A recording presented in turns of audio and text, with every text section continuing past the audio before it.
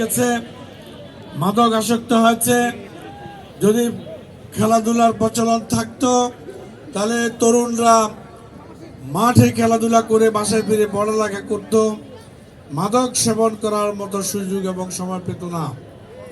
আজকে তাই আমি মাদক সেবী ভাইদেরকে অনুরোধ করব এবং গার্ডিয়ানদেরকে অনুরোধ করব, আপনাদের বাচ্চাদেরকে, আপনাদের ছেলেদেরকে, মেয়েদেরকে বিভিন্ন কাজে ব্যস্ত রাখুন, পড়াশোনার টেবিলে রাখুন।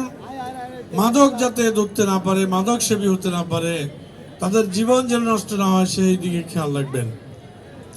আজকের টুর্নামেন্টের যারা পেছন থেকে সাহায্য করেছেন এবং যারা অর্থ দিয়ে বিভিন্ন টিমকে সহায়তা করেছেন, উৎসাহিত করেছেন, তাদের সবাইকে ধন্যবাদ জানিয়ে আমি আজকের মতো এখানেই আমার বক্তব্য শেষ করছি।